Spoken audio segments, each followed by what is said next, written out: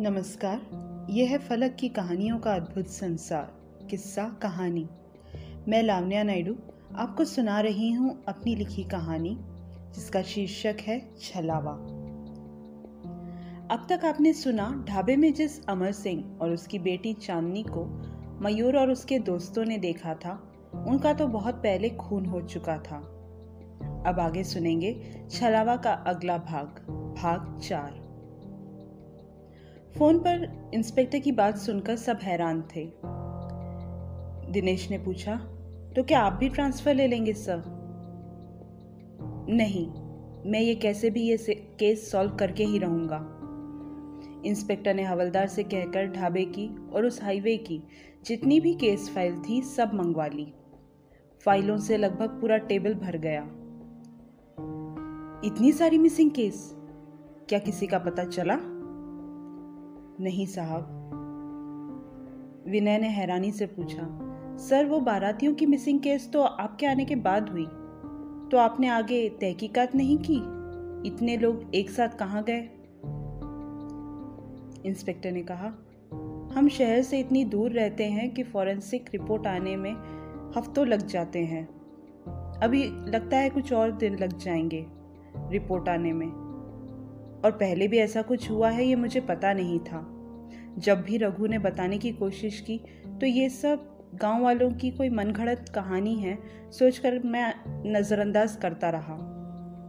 आज भी अगर उस चरवाहे को न देखा होता तो मैं विश्वास नहीं करता। खैर, आप लोग अब गेस्ट हाउस जाइए और हमें अपना काम करने दीजिए। फिक्र मत करिए, कुछ भी पता चलता है तो मैं आपको बताता हूँ। वैसे अभी भी अगर आप लोग चाहें तो अपने घर वापस जा सकते हैं। नहीं सर, हम अपने दोस्तों को साथ लेकर ही जाएंगे, बोलकर मयूर और उसके दोस्त गेस्ट हाउस चले गए। रात को इंस्पेक्टर गेस्ट हाउस आया तो सबने पूछा, सर कुछ पता चला?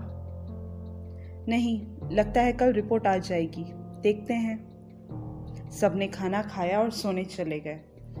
मयूर और उसके दोस्तों को नींद नहीं आई तो वो लोग बाहर बरामदे में आकर बैठ गए। कुछ देर बात करते हुए उनकी नींद लग गई और वो लोग वहीं सो गए। आधी रात में इंस्पेक्टर को पुलिस स्टेशन से फोन आया। इंस्पेक्टर तुरंत तैयार होकर निकल रहा था कि जीप की आवाज से तीनों की नींद खुल गई। इंस्पेक्टर ने बताया कि वो बस के बारे में कुछ पता चला है, वहीं जा रहा हूँ, वापस आकर बताता हूँ। सर हम भी आपके साथ चलेंगे, बोलकर विनय और उसके दोस्त भी जीप में बैठ गए। पुलिस स्टेशन पहुंचे तो हवलदार ने बताया कि पास के गांव के पुलिस स्टेशन से फोन था। वो कह रहे थे उनके गांव में एक आदमी 1 हफ्ते से बेहोश अस्पताल में भर्ती है। आज उसे होश आया है और वो बहुत घबराया हुआ है। वो बार बार बस बाराती, ढाबा ऐसा ही कुछ कहे जा रहा है। पिछले हफ्ते हमने आसपास के पुलिस स्टेशन में खबर कर दी थी, इसलिए उन लोगों ने हमें सूचना दी है। इतने में हवलदार रघु भी पुलिस स्टेशन पहुंच गया। इंस्पेक्टर ने उसे फोन करके बुला लिया था। इंस्पेक्टर, 3 हवलदार, मयूर और उसके दोस्त सब दूसरी गांव की तरफ जाने के लिए निकल गए। उस गांव का रास्ता उसी हाईवे वाले ढाबे से होकर गुजरने वाला था। ढाबा आने से पहले रघु ने सबको चेतावनी दे दी कि कोई ढाबे की तरफ न देखे। कुछ दिख भी जाए तो अपनी नज़र केवल रास्ते पर रखे। जैसे जैसे ढाबा पास आ रहा था वैसे वैसे सबकी धड़कनें बढ़ने लगी। ढाबा आने से कुछ देर पहले ही पुलिस जीप झटके मारती हुई रुक गई। अब सबकी धड़कनें और बढ़ चुकी थी। इंस्पेक्टर ने हवलदार से उतरकर देखने को कहा। उसने भगवान का नाम लिया और उतरकर गाड़ी देखने लगा। फिर आकर उसने इंस्पेक्टर को बताया, गाड़ी खराब हो गई है और मैकेनिक ही ठीक कर सकता है। सब जीप से उतरकर सोचने लगे, अब आगे कैसे जाएं? इंस्पेक्टर ने पुलिस स्टेशन फोन लगाने की कोशिश की ताकि कोई दूसरी गाड़ी भेज दे या कोई मैकेनिक लेकर आए, पर फोन में नेटवर्क नहीं था। सब ऐसी जगह खड़े थे जहां से उनका गांव और वो दूसरा गांव लगभग एक जैसी दूरी पर था। इंस्पेक्टर ने कहा, हम वो दूसरे गांव ही जाएंगे। सब वो ढाबा पार करने में घबरा रहे थे। इंस्पेक्टर ने हिम्मत बांधते हुए कहा, हमें बस उस ढाबे की तरफ नहीं देखना है और हम लोग साथ हैं तो डरने की भी कोई ज़रूरत नहीं है। रघु ने कहा, सर जी, वो बाराती भी कुछ 50-60 लोग थे, पर उन लोगों को उस ढाबे के बारे में पता नहीं था और हमें पता है। अब चलिए सब, हमारे पास ज़्यादा समय नहीं है, इंस्पेक्टर ने कहा। सब आगे चलने लगे। कोई भगवान को याद कर रहा था तो कोई अपने आप को कोस रहा था कि वो क्यों आया। जैसे ही ढाबा आया और इंस्पेक्टर की नज़र न चाहते हुए भी ढाबे की तरफ गई तो वो दंग रह गया।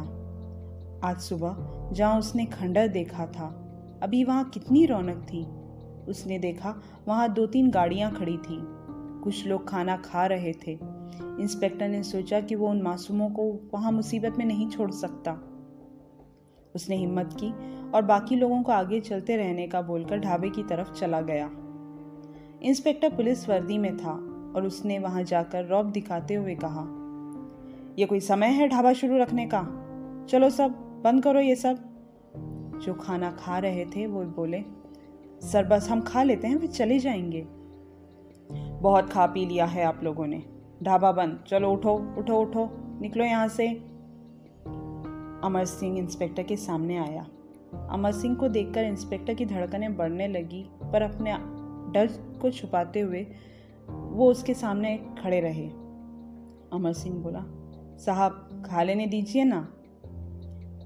नहीं, क्या तुम्हें कायदा नहीं मालूम? कल से ऐसा नहीं होगा साहब, आप अंदर चलिए ना साहब, आपकी खातिरदारी का हमें भी मौका दीजिए। इंस्पेक्टर ने मना किया और सबको वहां से उठाकर रवाना करने लगा। आखिरी वाली गाड़ी में इंस्पेक्टर ने अपनी आईडी दिखाकर बैठा और कहा, मुझे मेन रोड तक छोड़ दीजिए। गाड़ी में बैठते हुए जैसे ही इंस्पेक्टर ने आईने में देखा तो अमर सिंह धीरे धीरे पैर से सर की तरफ गायब होने लगा था। कुछ ही पल में उस ढाबे की जगह धीरे धीरे खंडर बनना शुरू हो चुका था। इंस्पेक्टर को अपनी आंखों पर विश्वास नहीं हो रहा था कि उसने जो देखा क्या वो सच था या। आज की कहानी बस इतनी ही। आगे क्या हुआ? क्या इंस्पेक्टर ने अपने लिए कोई नई मुसीबत मोल ली है? अस्पताल में जो आदमी 1 हफ्ते से बेहोश है, क्या वो कुछ बता पाएगा? जानने के लिए सुनिए कहानी का अगला भाग। आप अभी सुन रहे थे लावण्या नायडू की आवाज में कहानी छलावा। यह है फलक का चैनल किस्सा कहानी। चैनल को सब्सक्राइब करें और बेल आइकॉन ज़रूर दबाएं ताकि कहानी सबसे पहले आप सुन सकें। धन्यवाद।